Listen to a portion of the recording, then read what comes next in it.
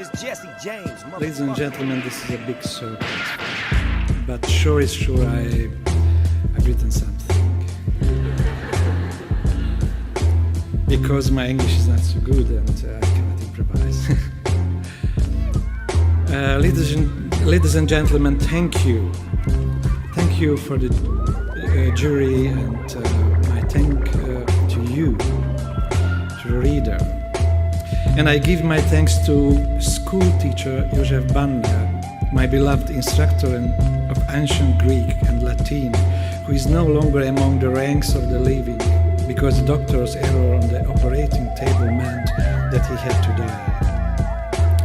I give my thanks to Uncle Kerekes, sexton and cobbler of the Romanian Orthodox Church in Gyula, who is no longer among the ranks of the living as the precise time of his death had come.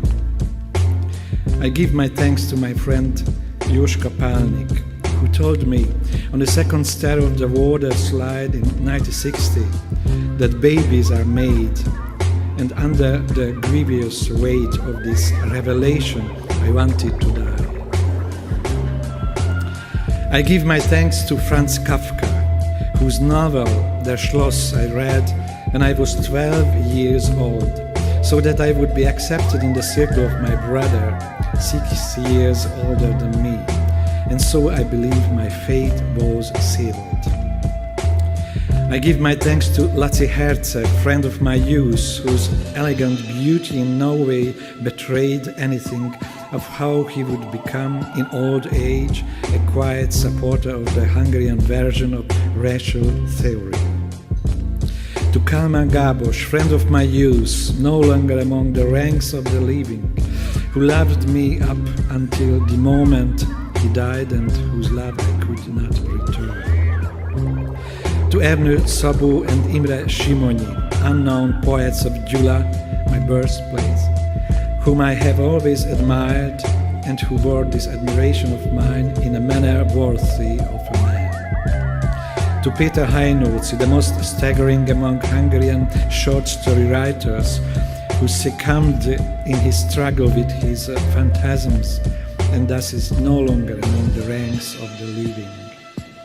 I give my thanks to the artists of classical Greece, to the Italian Renaissance, to János Pilinszky, the mystical Hungarian writer, poet, whom I met personally but once, yet this I shall never forget. To my first wife, who knew from somewhere exactly what it means to write badly. To Attila József, the Hungarian poet, who showed me the magical power of words. To Fyodor Mikhailovich Dostoevsky. To my older brother, who often brought me home on his shoulder from kindergarten, because of which I became infinitely grateful to him, as he showed me that there could be another way of looking at the world, not just that which is given. To Jimi Hendrix, the Beatles, Bob Dylan, the Illés Ensemble, David Bowie, Mihály Víg, Nick Cave, Alec Hőgyes, Karen Dalton, Hamilton Lighthouser, Thelonious Monk, and Henry Grimes. To my American and English and German publishers, first and foremost, Mrs. Barbara Epler and Peter Strauss and Hans-Jürgen Balmes.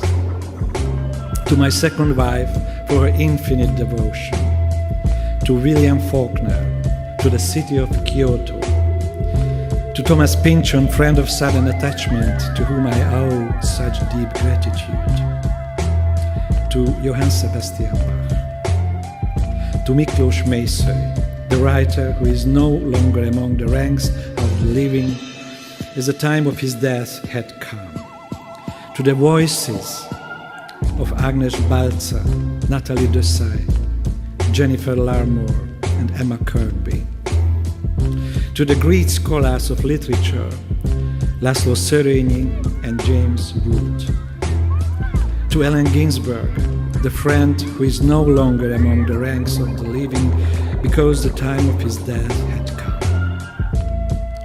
to the literary and poets of Imperial China, to my translators, Ottilie Mulzet and George Sirtes, with grateful affection, to Max Sebald, the marvelous writer and friend, who is no longer among the ranks of the living, as he gazed for too long at one single blade of grass in the meadow. To my mother, who is no longer among the ranks of the living, as the precise time of her death had come. To the last wolf in Extremadura. To Daniel Bergeny, the unknown Hungarian poet of genius from the 19th century.